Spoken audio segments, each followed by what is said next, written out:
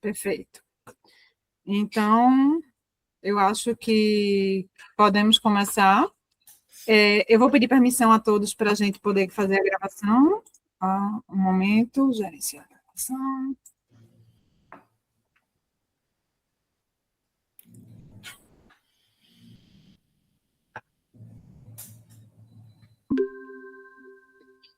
Gravação iniciada. Bom, então vou fazer a abertura da palestra. Inicialmente, eu gostaria de agradecer ao professor Paulo. Essa é a Semana Nacional de Museus, e ontem o Museu de Ciências Nucleares completou 16 anos. E, mediante a série Emergência Radioativa e o público de forma geral, a gente tem recebido uma demanda muito grande de pessoas interessadas e tentando tirar as dúvidas, né, sobre o que aconteceu em Goiânia. Então, eu procurei o professor Paulo, que prontamente atendeu a solicitação e, como sempre, muito, muito gentil, aceitou essa palestra, né? Gostaria de fazer a apresentação do professor Paulo. Ele é doutor em ciências pelo Instituto de Biofísica Carlos Chagas Filho, da Universidade Federal do Rio de Janeiro. O professor Paulo Cunha atuou por 42 anos no Instituto de Radioproteção e Dosimetria da CENEM e atualmente está vinculado à autoridade, que é atualmente vinculado à Autoridade Nacional de Segurança Nuclear. Ele teve uma participação marcante no acidente radiológico de Goiânia, envolvendo o Césio 137, no ano de 1987. E durante 6 meses ele acompanhou diretamente todas as etapas de identificação, contenção e descontaminação das áreas afetadas. Atualmente, o professor Paulo ele coordena o Laboratório de Calibração de Activímetros do Laboratório de Ciências Radiológicas da UERJ, além de atuar como secretário executivo da Rede de Metrologia das Radiações Ionizantes, coordenada pelo Laboratório Nacional de Metrologia das Radiações Ionizantes no IRD. Então, professor Paulo, gostaria de te agradecer imensamente pela disponibilidade e fica à vontade. Ao final, eu posso abrir para as dúvidas que as pessoas queiram ou comentários. Bom dia a todos, a audiência. Muito obrigado, Viviane. É uma satisfação muito grande estar participando desse evento vinculado a esse museu, que eu já acompanho há muitos anos, fundado pela minha saudosa amiga, a professora Helen. Alguns anos atrás, eu recebi dela um presente de uma caneca. E essa caneca faz parte do meu escritório, na minha frente. Eu, todo dia, olho para essa canequinha, sempre estou recordando. Pois bem, realmente, como a Viviane mencionou, eu tive um envolvimento muito grande, né, nesse evento. É uma coisa marcante, uma escola técnica e de vivência humana. A próxima, Viviane, por favor.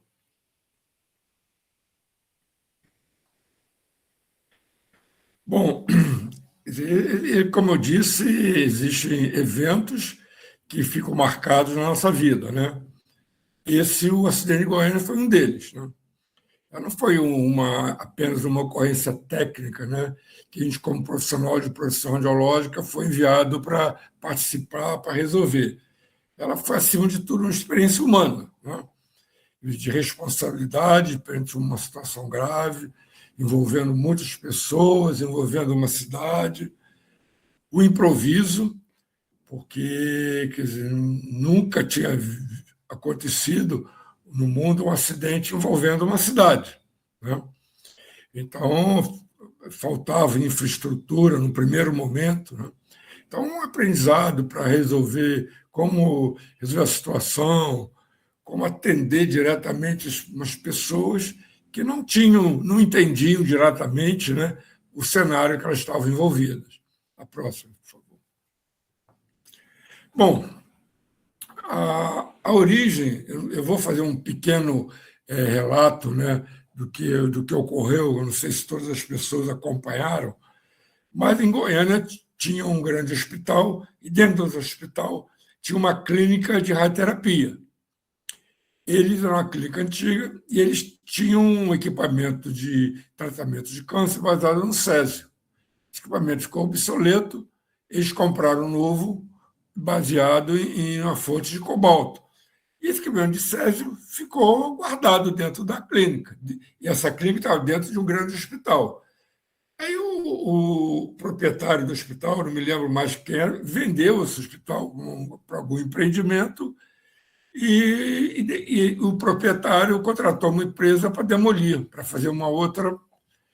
E essa clínica pediu autorização aqui nem para mudar o equipamento de cobalto. Foi dada essa autorização, eles criaram uma outra clínica, levaram o cobalto e deixaram o césio dentro da instalação.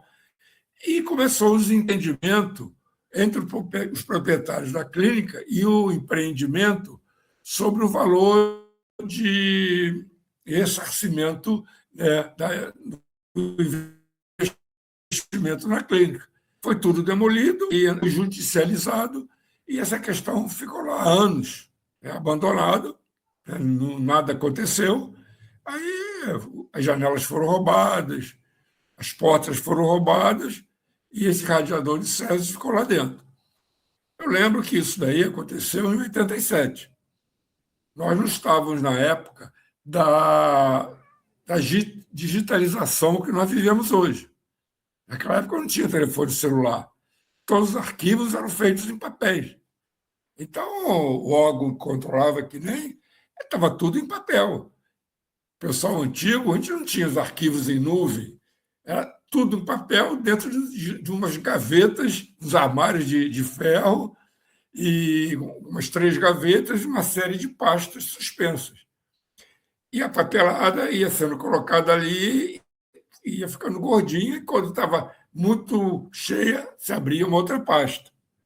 Essa questão do césio ficou lá para trás, é que nem perdeu o contato de que naquela instalação tinha um radiador de césio obsoleto.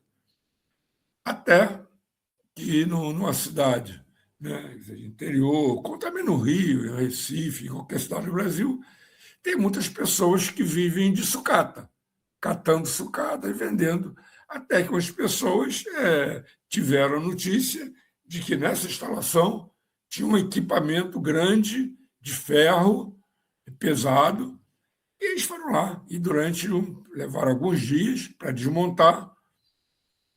E essa segunda figura é o cabeçote já desmontado que continha a fonte de césio, com chumbo e tudo mais. Quando estava completo, isso pesava cerca de 200 quilogramas. Se conta que essa pessoa que está aqui, o nome era Roberto, e mais um amigo, colocaram esses 200 quilogramas num carrinho de mão desse de obra e levou para a casa dela. Eu não consigo imaginar que alguém consiga carregar uma peça, inclusive meia roliça, que fica dentro de um carrinho. Mas isso é o que foi documentado como verdade. E essa pessoa o Roberto, ele foi muito penalizado por isso, porque estão vendo aí, ele perdeu o antebraço para não perder a vida. Então, o antebraço dele teve, devido ao efeito agudo da radiação, um efeito muito severo, e para não ter septicemia, então o antebraço dele foi amputado. A próxima, Luiziane, por favor. Bom, então aqui estão embaixo, é um mapa de como aconteceram as coisas.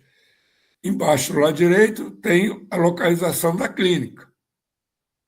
Acima tem a casa de Roberto. Então, ele levou desse ponto até a casa dele, no carrinho de mão, essa fonte. Aqui, essa foto que tem aí é o que está hoje, que a casa dele foi demolida. Hoje tem um grande concreto que depois eu mostro direito. Então, ele ficou, durante uns 3 dias, ele e mais algumas pessoas, martelando, tentando desmontar aquele cabeçote. Ele conseguiu tirar a parte de dentro e levou até o ferro velho, que estamos chamando de ferro velho 1, que também foi demolido, aqui lá à direita, E ali, então, foi rompida a fonte, com duas pessoas que trabalhavam lá com eles, que essas duas pessoas, aliás, nesse ferro velho faleceram três pessoas. Os dois rapazes que abriram a fonte e a esposa do proprietário do ferro velho, né? Então, conseguiram romper, aí apareceu o brilho do césio. Eles ficaram fascinados com que o pó que brilhava, e esse pó foi distribuído, foi dado de presente para várias pessoas. Então, em cima está escrito ali a casa do Fabiano, é um amigo dele que levou um pedaço, colocou no bolso e também teve um edema muito forte na perna.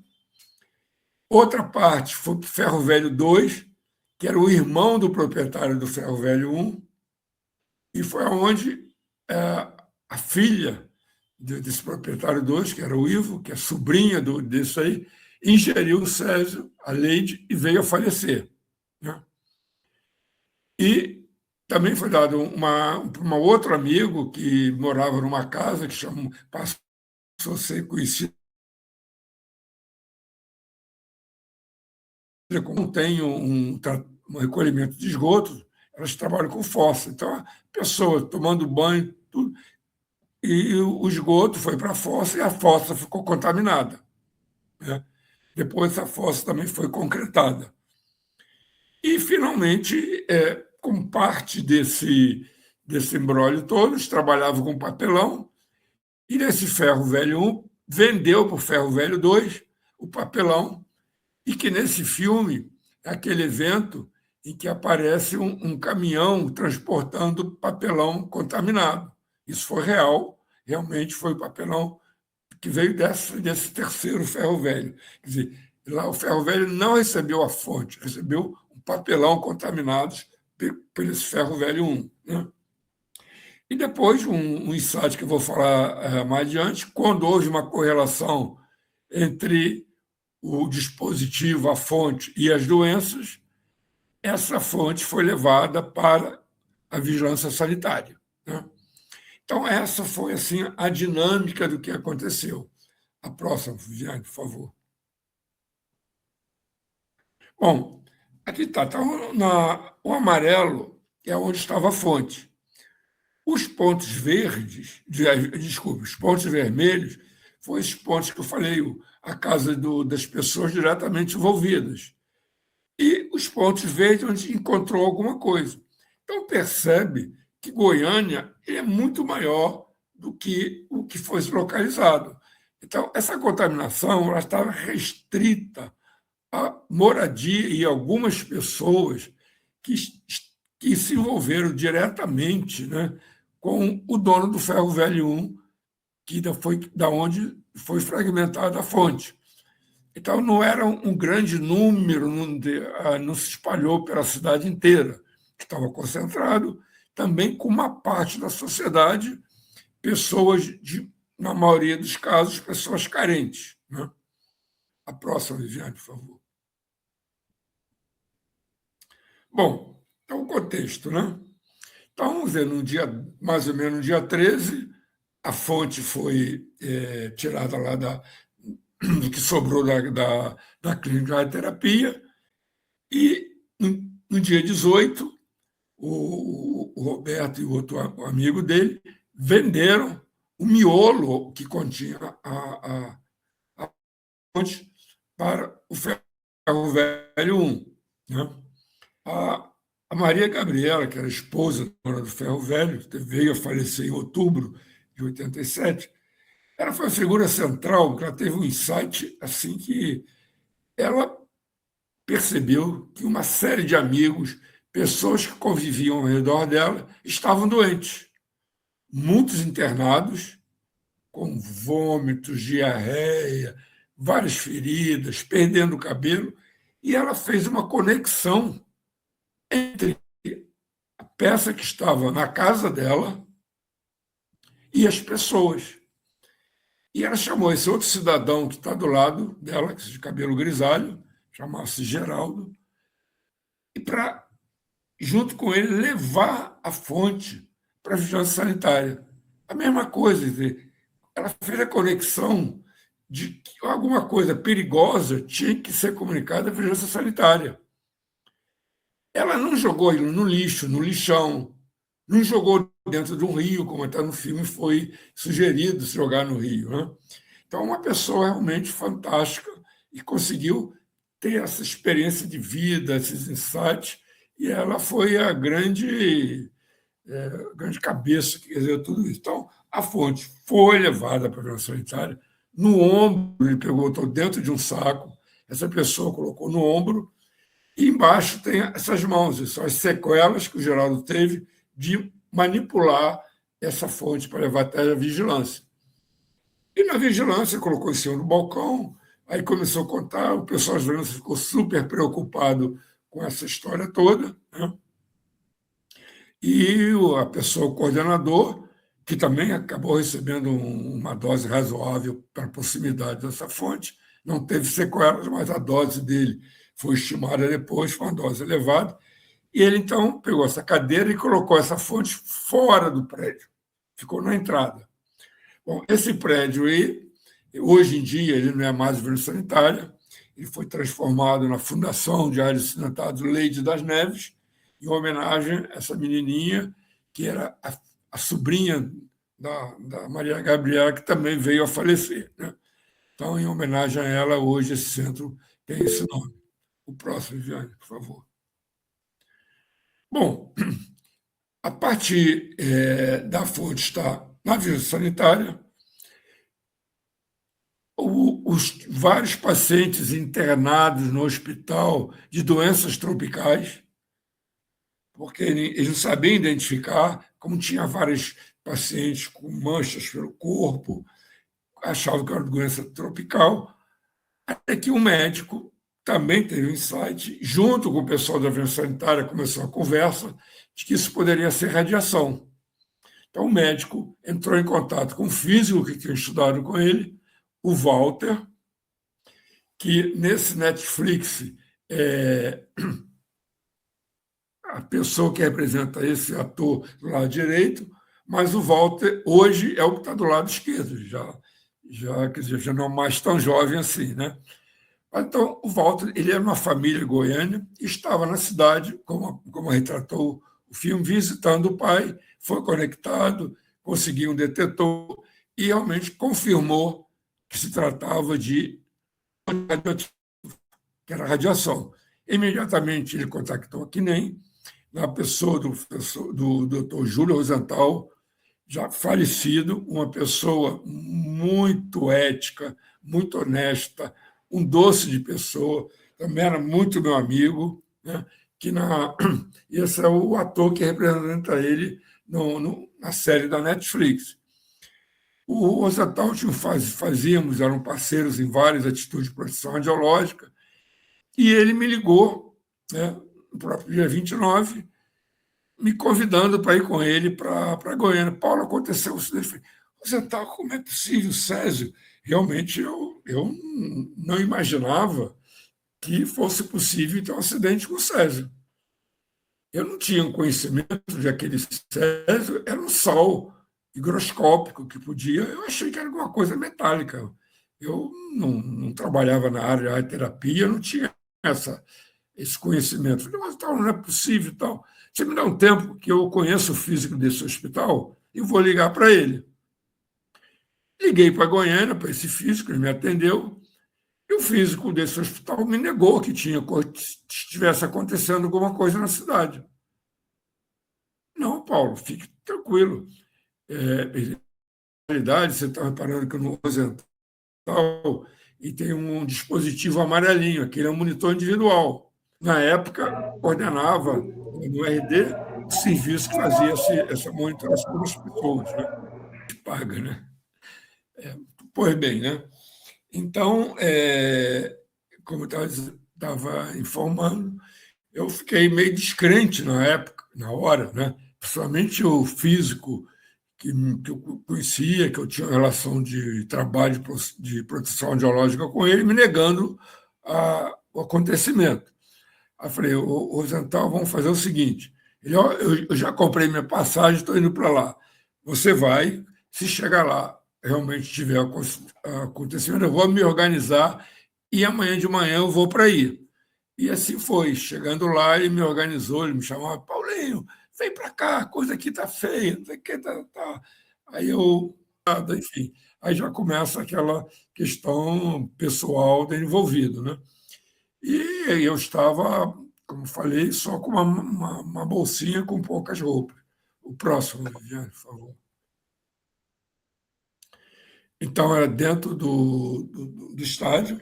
Essa pessoa que está medindo era o Francisco César, que tinha ido comigo, né? Então, tem as pessoas aí. Quer dizer, esse jovem que está de bermuda do lado do Francisco era aquele, foi a pessoa que ajudou a levar a fonte para a vigilância sanitária. O próximo, por favor. Bom, aí, quer dizer, comecei a entrar essa ciranda, né? E a identificação dos contaminados, foi naquela hora ali no estádio. Essa identificação era muito importante, que ali nós começamos a fazer o rastreamento das pessoas. Você está contaminada? Onde você esteve? Quem você é? Eu estive na casa. Então, enfim, fomos conseguindo mapear todas as pessoas que de alguma maneira aí.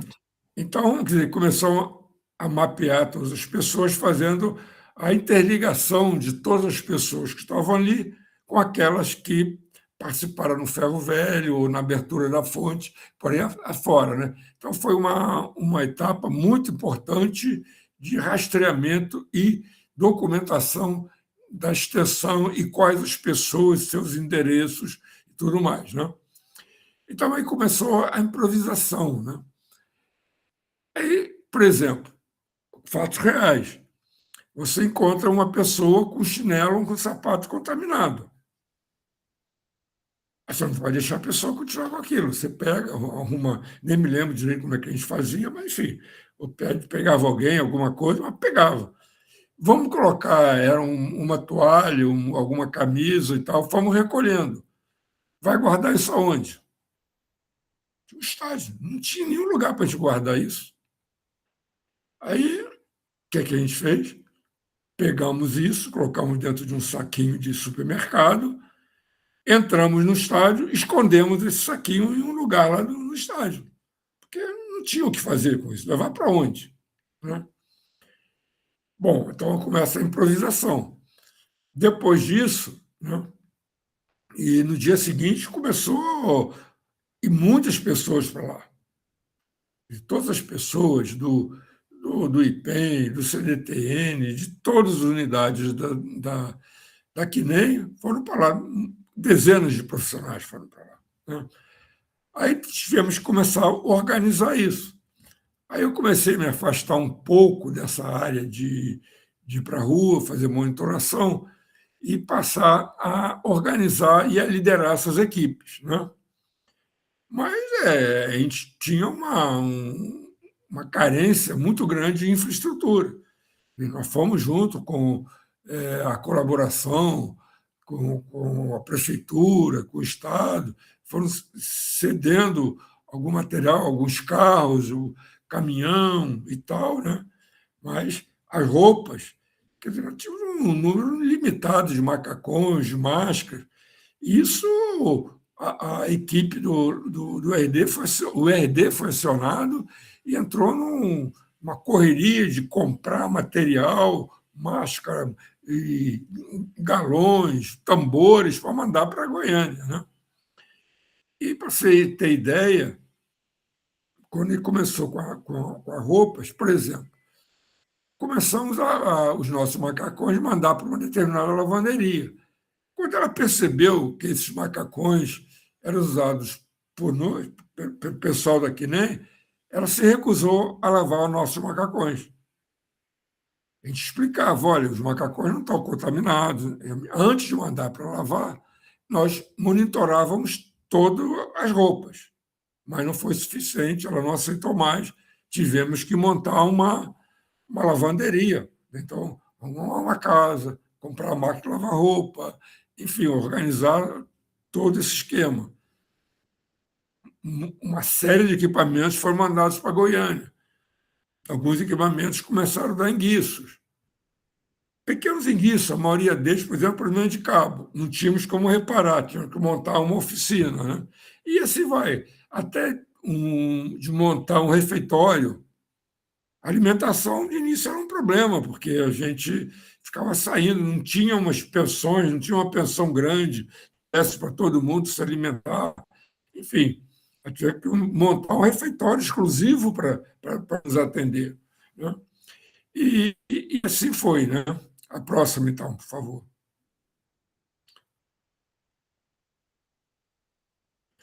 Então, aí é uma xerox do jornal da cidade, né? Essa pessoa que está com a seta vermelha sou eu. Aí eu chamo a atenção aqui, né, dos tambores. Né? Nós não tínhamos aqueles tambores amarelinhos com a marca de radiação. Isso eram tambores que nós conseguimos lá na prefeitura. Tá, alguns deles até enferrujados, mas era o que a gente tinha. Aí estão dentro do ferro velho. Aquele saquinho que nós escondemos lá no primeiro dia, dentro do Estádio Olímpico, nós pegamos ele e trouxemos para dentro do Ferro Velho 1. O Ferro Velho 1 já estava. Então, todas as coisas que a gente começou a recolher, começamos a guardar dentro do Ferro Velho 1, porque não tinha outro lugar para guardar. Né? A próxima, por favor. Bom, então, como já tinha comentado, a gente não tinha uma infraestrutura de transporte, né? E não tinha, né, uma quantidade inicialmente de investimento e calçados, problema da lavagem, reparo, comunicação. Comunicação entre as equipes era uma coisa muito difícil. Depois conseguimos alguns rádios comunicadores, que rádios põe no carro, para ter uma comunicação entre a mínima possível, né? Mas não estava na época, imagina, se tivesse telefone celular, hoje seria fácil, muito fácil, não tínhamos. Então, era muito difícil. A gente mandava uma equipe para a rua e, a maioria das vezes, a gente só ia ter uma resposta quando ele retornasse ao nosso ponto de contato. Né? E, enfim, esse era o grande problema. A próxima, Viviane, por favor. Bom, a situação. Então, tínhamos uma série de casas, né, que tinham algum nível de contaminação. Quer dizer, quando a gente identificava uma casa contaminada, inicialmente nós também não tínhamos o nível de decisão. Evacua a casa, não evacua, descontamina, não descontamina. Tinham algumas ruas que tinham alguns pequenos pontos de contaminação, outras maiores, aquelas ruas, na Rua 57, onde morou, onde foi aberta a fonte, a rua já tinha algum nível de contaminação. Muitos objetos e as pessoas.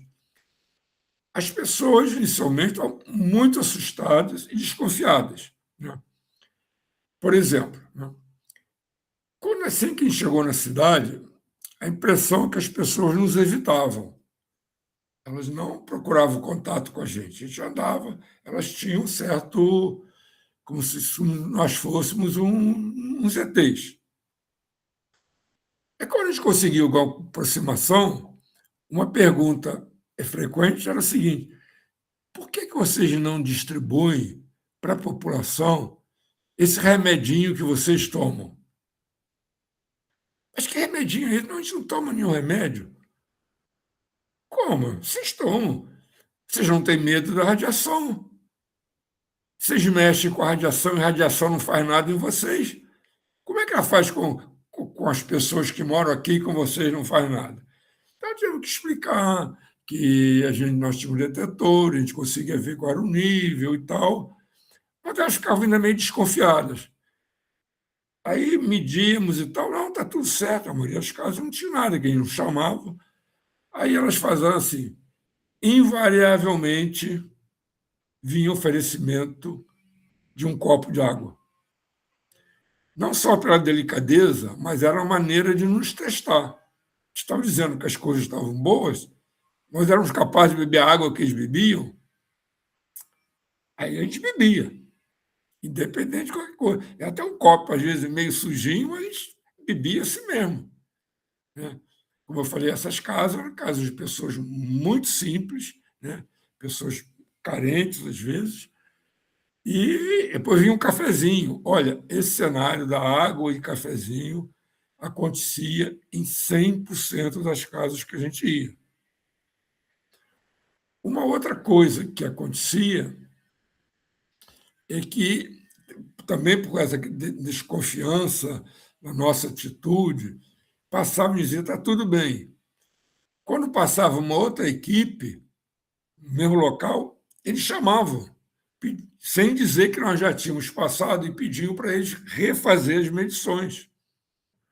Se tinha alguma divergência de medição, pronto. Aí que nós percebemos, nós não tínhamos um procedimento padrão para fazer medições nesse cenário. Todos nós estávamos acostumados a fazer medições dentro de instalações, dentro de institutos. Eram medições dentro de uma indústria, dentro de uma clínica de hospital. Então, nós sabíamos onde estava a fonte, não tinha contaminação, era radiação devido a uma fonte, mas não era descontaminação generalizada, né? Então, nós não tínhamos, portanto, a nossa experiência não era fazer medições naquele cenário, né? Então, quer dizer, como nós estávamos dentro de uma cidade viva, um cenário não era o que a gente estava acostumado, né? O próximo, Viviane, por favor. Então, né? Tivemos que selecionar detetores, um mecanismo de triagem, começou dentro de isolamento da área. Nós, no momento, quando começamos, nós não tínhamos tapumes, não tínhamos como botar uma estrutura física para impedir que as pessoas entrassem. A gente conseguiu, logo nos primeiros dias, aquelas fitas amarelas com aquelas tajas pretas. Só algum tempo depois, nós conseguimos tapumes, uma equipe de pedreiros profissionais para botar uma cerca efetiva para evitar o acesso a esses pontos. A Polícia Militar colocou uma patrulha para tomar conta, para impedir esses acessos. Mas os soldados, os PMs, tinham mais medo do que os moradores da radiação. Quando a gente saía, os PMs iam embora também. Ficavam as coisas meio abertas, né? Então, é um trabalho assim, um pouco estressante da nossa parte, porque nós tínhamos que trabalhar com rapidez, precisão, muita responsabilidade, a gente não podia deixar nada para trás. Quando se deparava com algum problema, nós tínhamos que dar uma solução naquele momento, né? E porque não podíamos desacreditar no nosso trabalho. A pior coisa seria a população desacreditar no trabalho, né? Então, é um trabalho de tensão. Não me lembro que, por exemplo, normalmente a nossa carga de horário de trabalho ficava lá. Primeiro, era voluntário, né? Todos os funcionários, que nem eu de outros órgãos que iam para lá, iam de maneira voluntária. Alguns iam, alguns colegas, ficavam lá poucos dias e voltavam porque não aguentavam a pressão, a coisa toda. Outros ficaram muito tempo. Como eu falei, eu fiquei 6 meses, mas qual era o esquema? Ficava lá 15 dias, voltava para casa, ficava 15 dias. Só que esses 15 dias a casa não era ficar em casa, tinha que voltar para trabalhar. Então, o que acontecia? Você, quando estava em Goiânia, um calor muito grande, trabalhar com macacão, com máscara e tudo, era um estressante. A gente tinha que ter tinha se hidratar muito durante o dia, e um trabalho começava cedo e acabava tarde. A maioria das vezes, a gente, no final do dia, no hotel, nós nos reuníamos para discutir tudo que foi feito naquele dia, então a coisa varava. E depois, muitas vezes, ainda tinha o shopping, o jantar fora, enfim. E a gente ficava lá muito estressado e com vontade de voltar para casa, que a família estava em casa já. Quer dizer, contato direto, a preocupação da família com o nosso trabalho lá, porque todo dia tinha algum informe na televisão sobre o que estava acontecendo lá, mostrando os pacientes sendo transferidos para o hospital da Marcílio Dias, no Rio de Janeiro, por aí afora. Né? Mas quando nós íamos para casa, a gente não conseguia ficar tranquilo na casa, porque a gente começa, nós não conseguimos desconectar do que estava acontecendo em Goiânia. Quer dizer, dentro de casa, nossa casa tinha um.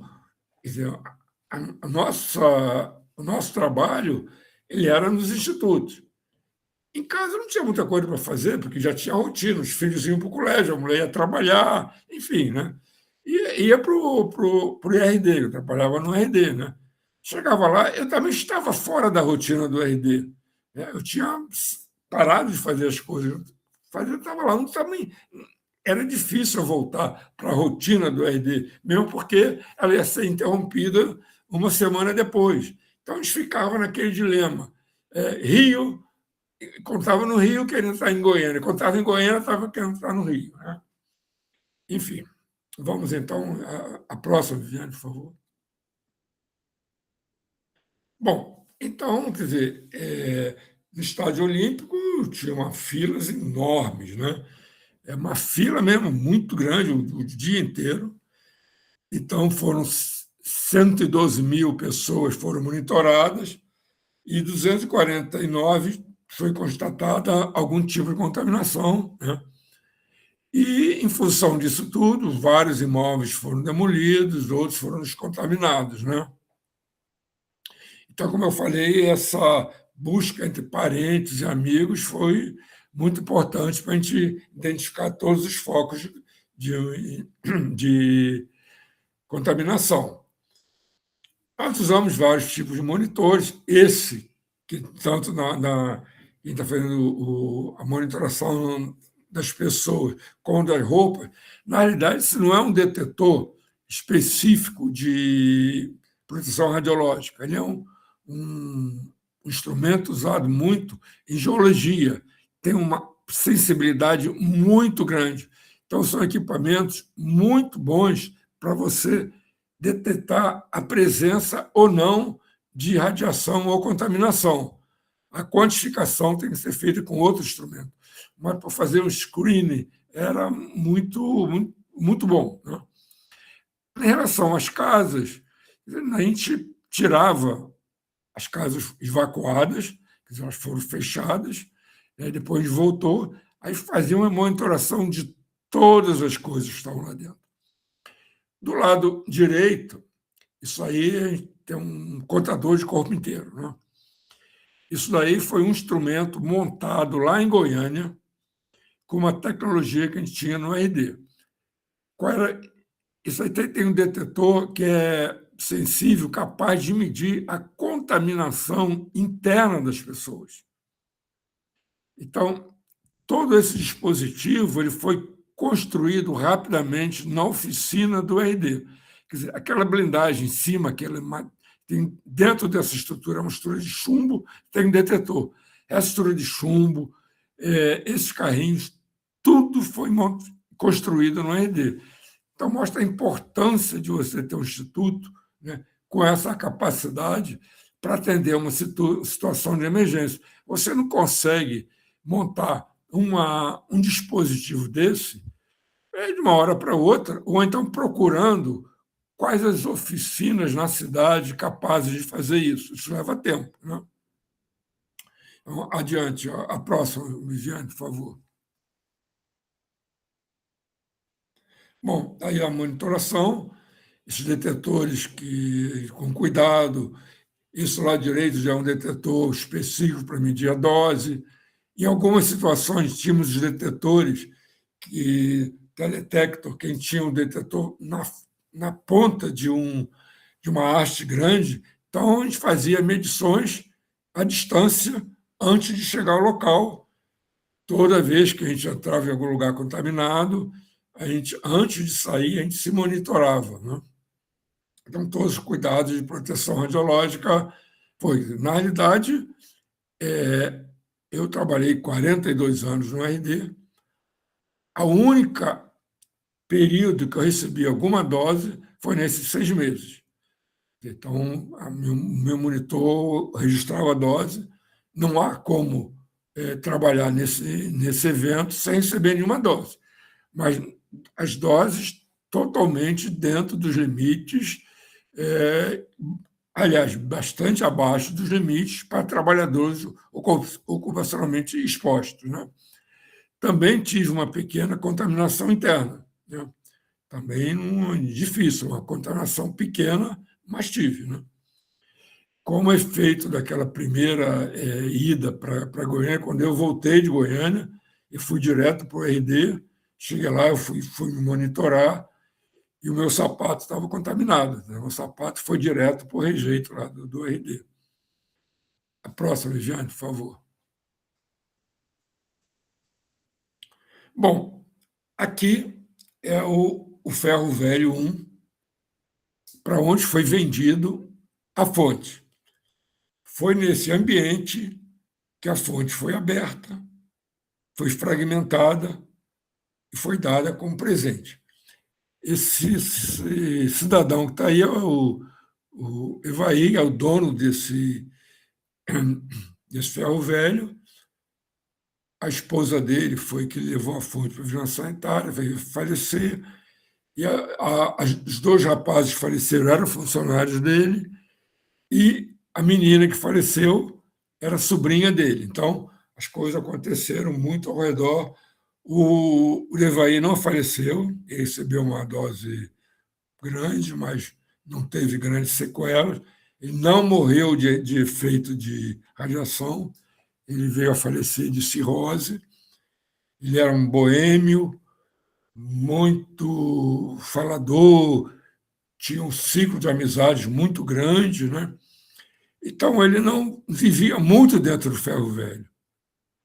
Então, por isso que a grande dose quem recebeu foi a esposa dele, que estava no dia a dia do ferro velho.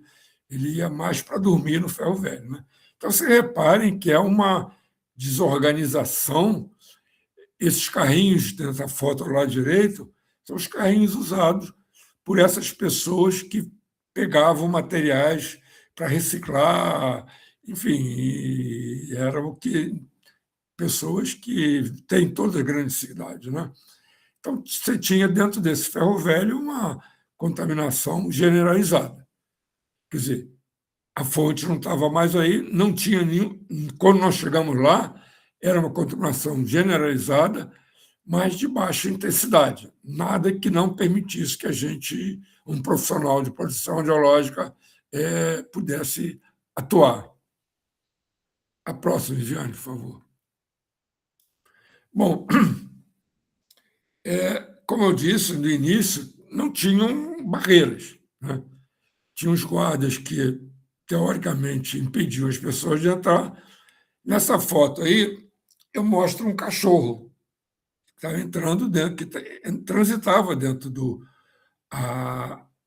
o portão do ferro velho, não era suficiente para barrar a entrada de animais. E aí, quando nós vimos, pensamos, bom, esse cachorro deve estar contaminado.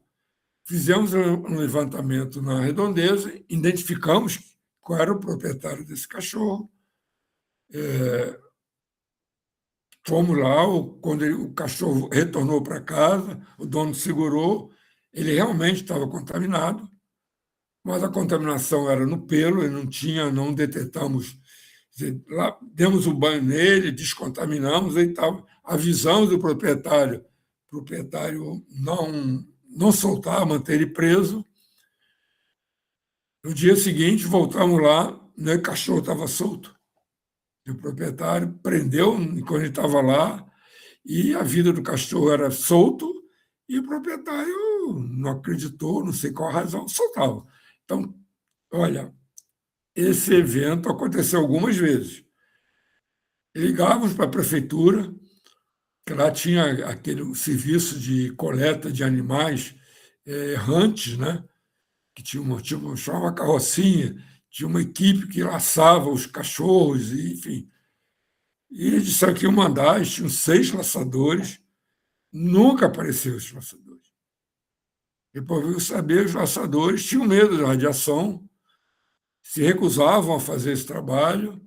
Então, alguns entraram de férias, outros entraram de licença, enfim. Então, esses cachorros efetivamente não foram. Isso era motivo de sair notícia no jornal, cachorros contaminados enfim, nada, não tínhamos como resolver isso. O SOL resolveu isso quando a gente conseguiu colocar as barreiras físicas para a entrada nesses locais. A próxima, Viviane. Bom, isso aqui é uma moradia típica dessas pessoas que estavam envolvidas. Como eu falei, casas simples, bastante simples, né? Assim, você vê que não chega nem a ter uma rua, umas próximas das outras, 100% só com telha, não tinha forro, 100% o chão de vermelhão, não era um chão rústico. As casas, de modo geral, de um nível de conservação também precário. Quer dizer, eu cheguei a visitar uma casa que ela não tinha nem piso. O piso era de terra batida, né? Enfim, então eram casos muito simples. A próxima, Viviane, por favor. Então, quando nós chegamos, e já mencionei algumas vezes, nós não tínhamos locais apropriados para guardar o rejeito. Então, quando nós conseguimos isolar, esses tambores eles foram sendo, à medida que a gente ia colocando, eles iam colocados dentro de uma área dessa que estava fechada. Quer dizer, não tinha também aí nenhum material com grande atividade. Mesmo porque o material de grande atividade era aquela fonte que foi levada para a vigilância sanitária. E ela foi logo concretada, né? Bem, então depois a coisa mudou, né? Quer dizer, com o passar do tempo, nós conseguimos os tambores, e quando ocorreu a demolição, foram construídas caixas de ferro para guardar o material, não mais tambores, porque a quantidade era muito grande. Então, foi feito já em Badia de Goiânia umas bases para ir guardando as caixas com material contaminado. A próxima, por favor.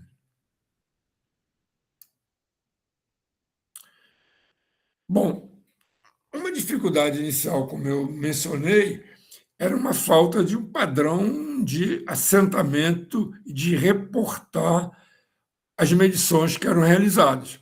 Isso aqui eu peguei assim, um exemplo bem rústico, né, do tipo de relato que a gente recebia das pessoas que iam para a rua. Quer dizer, então, não era muito identificada, né, qual o local, quer dizer, assim, cama, banheiro, sala, eram registros vagos, né? A próxima, então. Então, nós conseguimos rapidamente, primeiro, estabelecer um processo decisório, né? Em que situação nós íamos recomendar a evacuação das casas? Como é que, depois de descontaminada, nós íamos liberar, né? Então, só estou mostrando que esses números eles foram construídos lá, porque não tinha você não encontrava dentro da norma coisa específica. Imagina, liberar uma residência, as normas, de modo geral, são normas genéricas, né? A próxima, por favor. Então, também, logo nos primeiros dias, nós padronizamos uma maneira de fazer o relatório. Então, tinha um papel milimetrado em que a equipe, primeiro, identificava quais equipamentos que estava usando e fazia um croquis do local. Isso aí tinha um conglomerado de casas, né? Então, os pontos das medições elas eram colocados e, ao lado, os valores de cada medida, observações. Então, e esse tipo de relato era assinado, né? Então, esse tipo de relato ele foi extremamente útil, primeiro, para selecionar as casas que efetivamente precisavam ser descontaminadas, precisavam ser evacuadas, e depois, num processo seguinte, né, quais a prioridade, quais as casas que seriam descontaminadas, né? Foi muito valioso esse tipo de situação. Mas esse tipo de relatório, ele não pré-existia. Ele foi montado, concebido dentro da equipe que estava lá em Goiânia, do qual eu fazia parte, né, para resolver a situação. O próximo, por favor. Bom, mostrar rapidez, né? Nós chegamos lá no dia 30, no dia 1º que saiu o anúncio. Já no dia 5, nós tínhamos um informe impresso para ser distribuído para a população, mais ou menos dizendo o que precisava saber, porque as pessoas não sabiam nada. Quer dizer, eles começaram, por exemplo, montamos um pequeno escritório e acontecia coisas do tipo, né? Ligavam, olha, eu tenho um aquário, meu peixe morreu, a água está contaminada. Aí tínhamos que explicar, porque isso não era possível e tal. Onde a senhora mora? Ela mora longe. Aí outro, daqui a pouco, alguém ligava dizendo que apareceu situações reais, concretas. Apareceu um pombo morto na rua dele. Uma residência longe do foco. Então, tinha muita desinformação sobre a situação toda. Então, nós montamos um informe para ser distribuído pela cidade e montamos um telefone de utilidade pública, 191. Então, que as pessoas, isso aí, treinamos as atendentes, e atendentes já tinham treinamos algumas perguntas que poderiam acontecer e quais as respostas que deveriam ser dadas. Se a pessoa não aceitasse, ou estivesse muito nervosa, ela transferia a ligação para a gente. Então, por exemplo, concretamente, uma senhora ligou, foi atendida pelo 91, ela não aceitou, aí ligou, eu atendi a ligação. Aí a senhora dizendo que estava toda contaminada, que o corpo dela estava se coçando todo, está todo vermelho. Aí eu perguntei onde ela morava muito longe do foco. Se ela teve contato com alguma pessoa, não teve.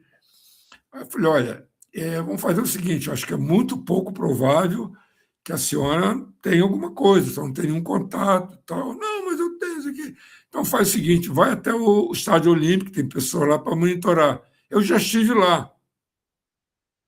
Eles não detectaram nada.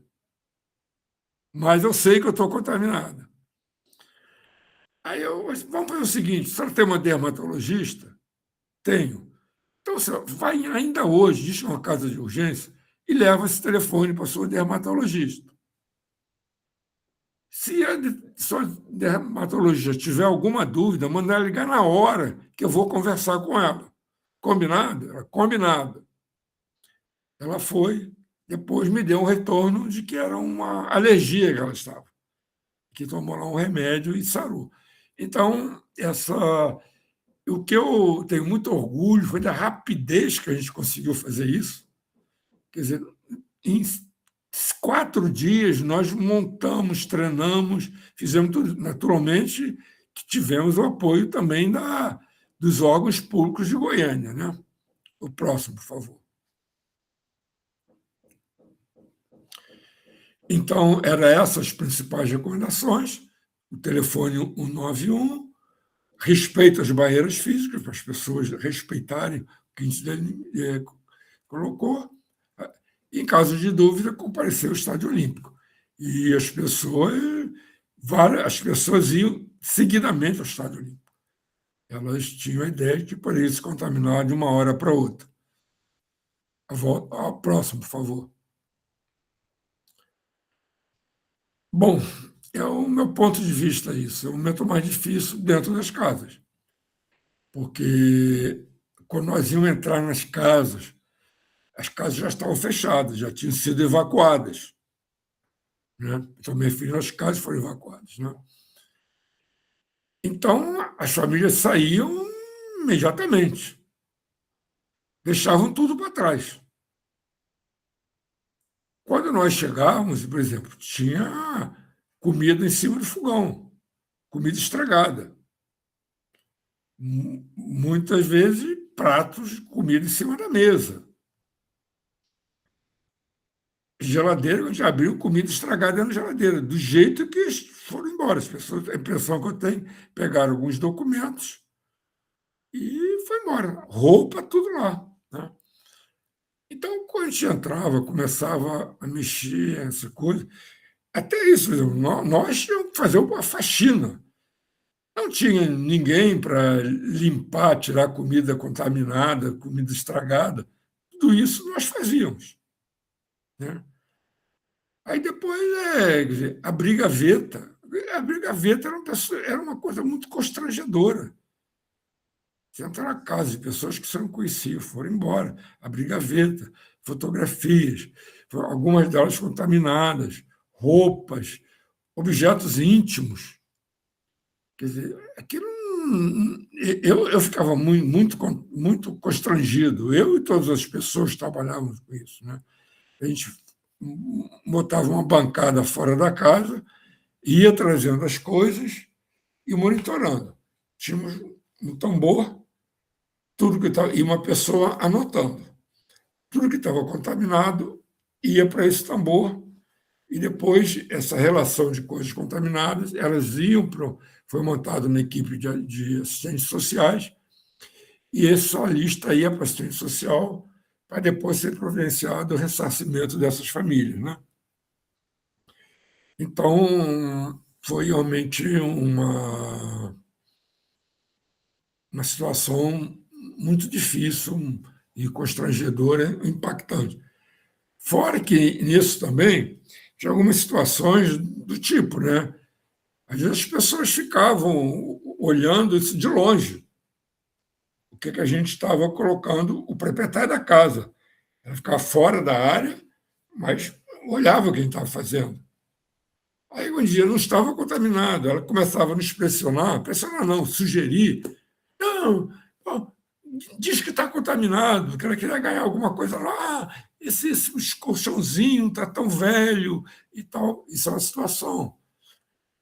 Teve uma outra situação que recebemos uma denúncia de uma contaminação de uma pessoa com tetraplégico, com dificuldade de locomoção, numa residência longe. Eu, pessoalmente, fui lá. Realmente uma casa muito, mas muito simples. Muita dificuldade econômica. A pessoa com cadeira de rodas. E ela queria me convencer a que eu dissesse que a casa dela estava contaminada. Que ela queria uma casa nova. Mas, doutor, eu preciso muito. Não faz nenhuma diferença para o senhor dizer que a minha casa estava contaminada. Conviver com essa questão toda, com a sua ética, é uma coisa muito. Conviver com essas situações é muito difícil. Né? A próxima. Bom, então, essas situações todas envolveu cerca de 50 casas. Né? Então, a gente começava, né, fazer um levantamento direto de tudo que estava contaminado. Né? Assim, quer dizer, então, eu medindo e marcando o que estava contaminado. A primeira questão é o mapeamento. A próxima, Diane, por favor. Depois que estava tudo mapeado, a gente entrava fazendo um trabalho de contaminação. Quando possível, a gente usava uma descontaminação química. Né? E quando não era possível descontaminar quimicamente, aí então ia para a descontaminação física, né? Na base da marreta e da picareta mesmo. Tá vendo? Tem ali em cima do lado direito, você olha no chão, tem uma, uma, uma ferramenta e uma pessoa com um martelete ali para quebrar, né? Então, uma porta, enfim. Então, era passada essa fase de descontaminação, quer dizer, ou era removido quimicamente, ou era removido mecanicamente. Tudo isso era recolhido, colocado em sacos, e a casa era liberada para uma equipe de reparo. Então, aqui nem tinha contratou, terceirizou uma empreiteira que tinha uma equipe grande de pedreiros, pintores, e a gente saía, né, dessa casa, quando dávamos ok, então entrava essa equipe reformando a casa inteira, né? Ter ideia, por exemplo, além dessa parte, na residência, nos fundos da onde a fonte foi aberta, tinha 3 casas que nós tivemos que remover os telhados, que estavam contaminados era telhado, porque devido a uma ventania, o pó de césio voou, depositou nas telhas, a telha absorveu o césio, não era uma contaminação que podia se remover quimicamente, então as telhas foram removidas e colocadas telhas novas. Depois das telhas novas, dentro das casas não tinha mais nenhum nível de radiação elevado, né? Então, por dia, nós tínhamos cerca de 10 pessoas fazendo esse trabalho de contaminação, que durou uns 60 dias, né? Eu estava coordenando diretamente esse trabalho. A próxima, Viviane, por favor. Bom, algumas casas estavam com nível de contaminação bastante elevadas, não teve jeito, senão a demolição, né? E a demolição era entrar com máquinas. Essas máquinas, normalmente, elas estavam sendo operadas, né, por pessoal do Exército. O pessoal do Exército, eles têm lá um departamento, né, de guerra química, nuclear e tal, quer dizer, pessoas treinadas para trabalhar nesse tipo de situação. E então eles tinham pessoas soldados que sabiam mexer com essas máquinas, né? Então, essas máquinas não eram do Exército, eram máquinas fornecidas por uma empresa, mas totalmente operadas por militares, né? Então, tinham essas caixas aqui amarelas, foram caixas projetadas, né, para um engenheiro projetista, o Tranjan, era um engenheiro de Furnas na época, uma pessoa extremamente competente, que a gente deve muito a ele por toda essa infraestrutura de contêineres, de repositório. Então, essas caixas de tambores, elas eram enchidas e, tirado dessa área, elas faziam uma fila de caixas, né? E essas caixas elas eram pela atividade que estava dentro delas, através de medições externas. Essas caixas eram classificadas e, à noite, elas eram transferidas para caminhões e se fazia um comboio para levar para o repositório, né? Então, foi gerada 6.000 toneladas de rejeito, né? Então, foi muita coisa, foi um trabalho muito intenso. Aí, quer dizer, era mais de acompanhar, quer dizer, a descontaminação aí era coisa bruta. Foi feita, acho que muitos locais se tirou mais de 1 metro de terra. Se tirava, se fazia monitoração até obter um nível de descontaminação que os cálculos indicavam. E quando colocasse uma camada de concreto, a área poderia ser considerada área livre. A próxima, Viviane, por favor. Então, essa aqui já é a área do rejeito atual. Como eu falei, aqui tinha uma área de os caminhões no Padirei levando para o rejeito os tambores, depois umas gruas tirando dos caminhões, colocando no rejeito. Em 97, esse repositório ele já foi remodelado. De que maneira?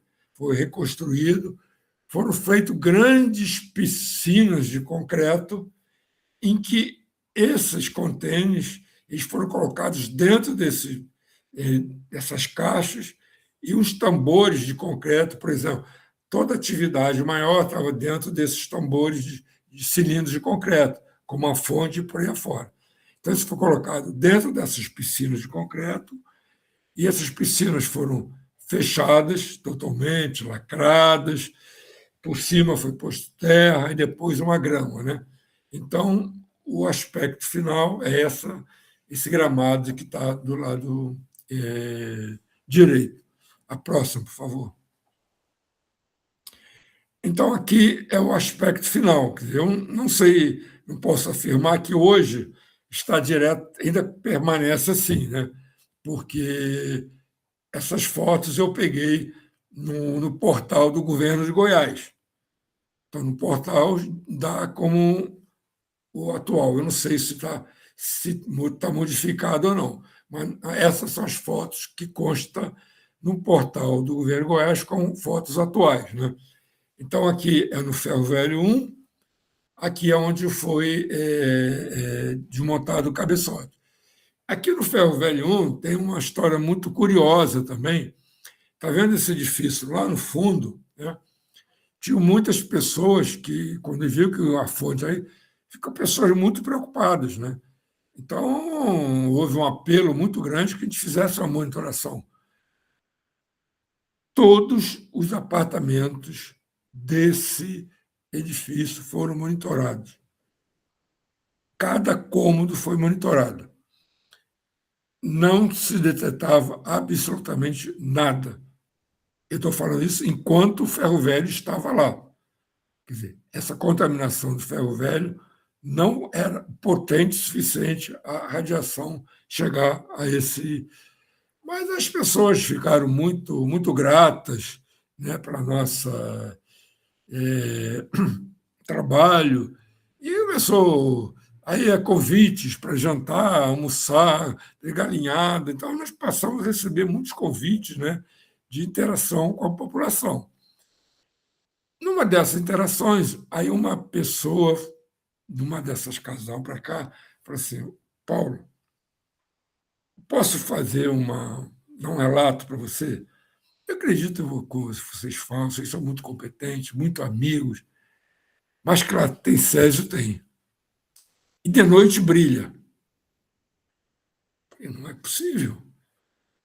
Sim, se você vier de noite aqui e se tiver uma noite escura, sem com algum luar, você vai ver o Césio brilhando. Aí eu falei assim: eu posso voltar aqui de noite? À vontade, é só combinar comigo e você vem. Aí eu, Francisco César, né, que nós fizemos?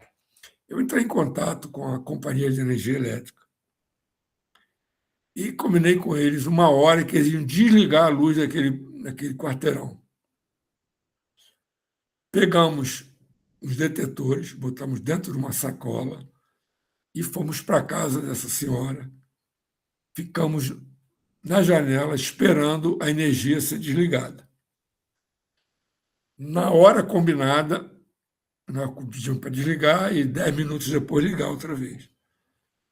Na hora certinha, nós vimos até o caminhão deles chegar, desligaram, e não é que tinha brilho. Nós vimos brilhando. Falei, cara, não é possível, nós já tínhamos medido tudo.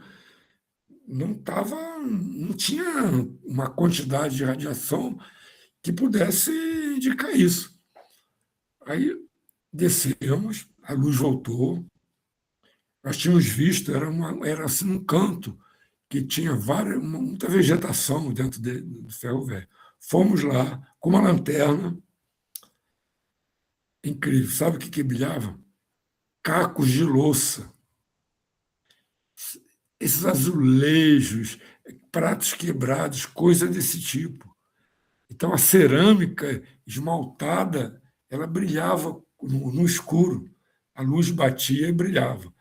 Então, coisas incríveis, né, que aconteceu, essa vivência que é única. Né? A próxima, por favor. Bom, então, lições para hoje, né? Conectando o que a gente viveu com o futuro. Bom, olha só, não há como a gente se preparar, no caso de uma emergência radiológica, se preparar hoje para atuar amanhã.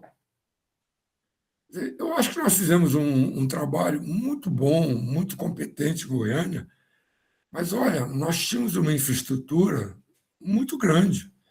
Quer dizer, aquilo foi em 87, nós estávamos no auge. Né? Todo, não só o RD, mas do IPEM, CDTN, tinha muita gente muito preparada, laboratórios muito bem equipados. Né? Então, se usou toda essa infraestrutura que nós tínhamos, todas as pessoas preparadas. Quer dizer, dessa área aí no final da década de 70 até essa época, a época que tinha aquele programa de transferência de tecnologia do Brasil com a Alemanha, muitos de nós, eu inclusive, fomos fazer estágio na Alemanha, alguns estágios longos. Né? Bom, então, eu acho que a preparação para uma emergência ela tem que ocorrer de forma contínua. Tem que haver investimento em institutos tecnológicos bem equipados e produtivos cientificamente. Por que eu estou falando isso? Não adianta você pegar um instituto, botar um monte de equipamento, um monte de laboratório e ficar esperando que ocorra um acidente. Pode não ocorrer nunca, pode levar daqui a 30 anos. Então, esses institutos eles têm que ser vivos, eles têm que estar produzindo, têm que estar formando pessoas. Então, tem que ser institutos. Pode ser institutos da CNEM, instituto da universidade, vai ter que ser institutos vivos. Né? E investimento contínuo na qualificação técnica das pessoas que podem trabalhar nesses locais. Né?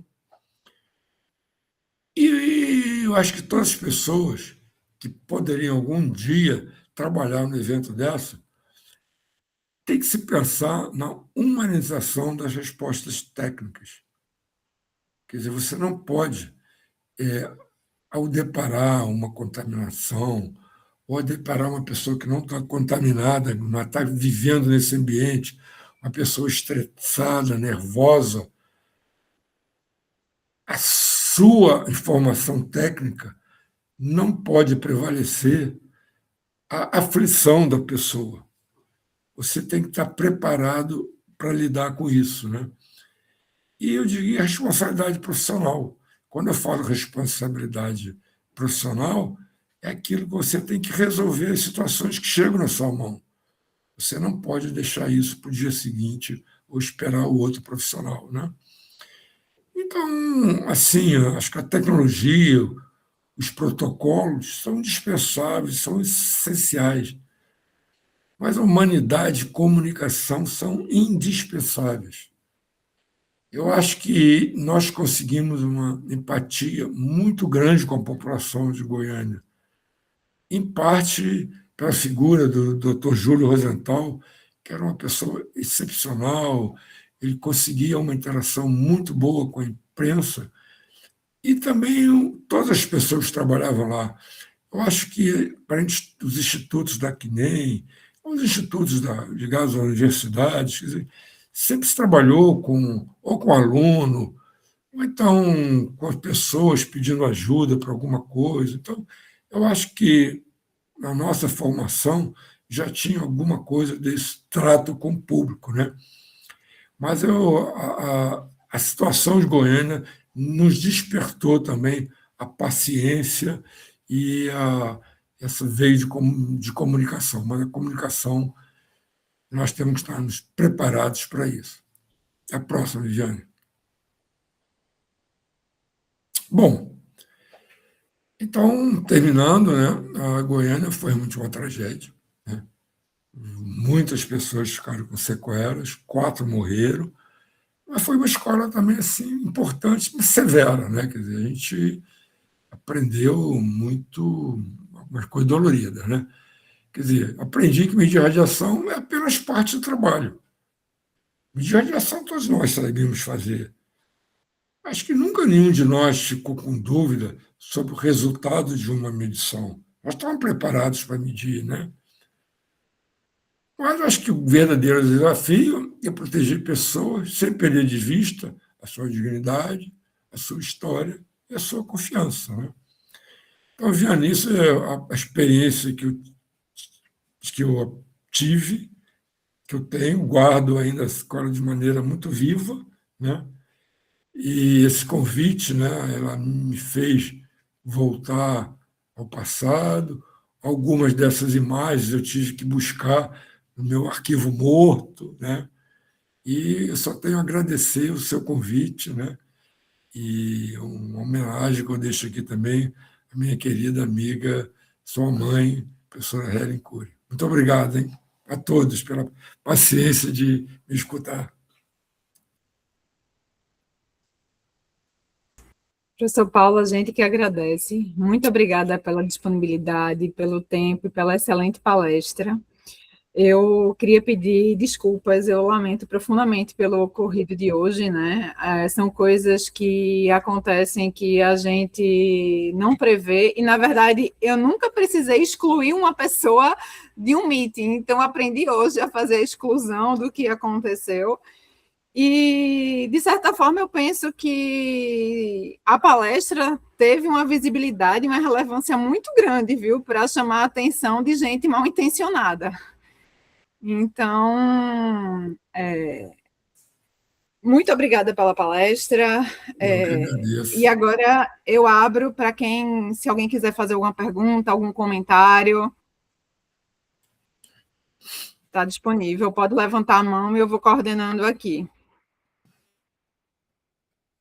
Ou, se quiserem colocar pelo chat, a gente tem algumas agradecimentos aqui. A Carla Mota, ótima palestra. O Mário Obrigado. Baltar Cunha, um exemplo profissional de pessoa humana a ser seguido, concordo plenamente. Eu tenho uma pergunta, uma curiosidade, na verdade, sobre o acidente. Eu vi, né, que foi utilizado azul da Prússia para descontaminação dos indivíduos. Sim. Uma pergunta, assim, curiosidade minha seria, e já se sabia isso naquela época, ou foi com base no acidente anterior de Chernobyl, ou teve muita coisa que se foi criando, pensando e implementando na época em função do acidente, em função do que necessitava ser feito para a descontaminação tanto do ambiente quanto das pessoas? Olha, eu não tenho 100% de certeza, mas eu acho que o azul da Prússia já era uma tecnologia conhecida há bastante tempo, né? Quer dizer, ela foi aplicada. Essa descontaminação, por exemplo, né? Uma das pessoas foi logo o seguinte, que também vai dar uma palestra, que é o professor Godoy, da PUC, né? Ele chegou no dia seguinte a que eu fui. Ele é um químico, um excelente químico, né? E ele também trouxe, já como químico, uma experiência disso. Por exemplo, ele começou a usar, inclusive, trouxe a informação de quando se detetava algum nível de contaminação nas pessoas, começou a usar vinagre. A questão, assim, começou na cabeça, alguma parte do corpo, mas descontaminou também com vinagre, né? Então, os recursos foram muito grandes, né? Mas a azul da Prússia já era uma tecnologia desconhecida. Depois veio o pessoal lá de Chernobyl, que foi para o Rio, eles trouxeram outros medicamentos, né? Mas a azul da Prússia já era uma coisa conhecida. Na realidade, essa parte dos pacientes, eu não tive um contato direto com o paciente, né? Eu fiquei mais nessa parte da produção radiológica, não me envolvi, eu nunca tive eu não gosto do ambiente hospitalar, não é uma coisa que eu lide com muita intimidade ou que eu fique muito à vontade. A gente tem mais umas mensagens aqui, o André Luiz dizendo que foi uma ótima palestra, experiência de vida.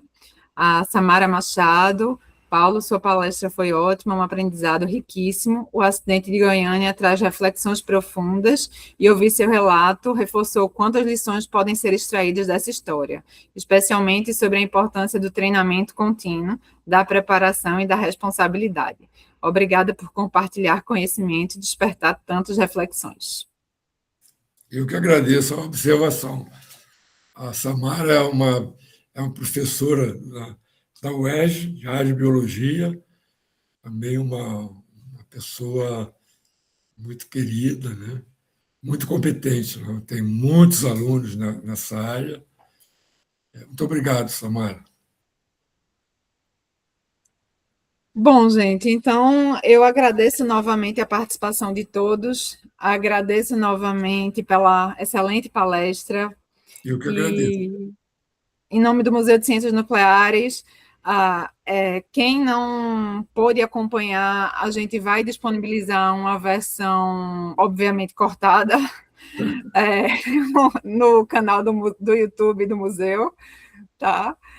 E agradeço novamente a todos aqui presentes. Um Valeu, bom então. dia, gente. Bom dia, muito obrigado pela audiência. Hein? Até mais, vou Até encerrar. mais, até mais.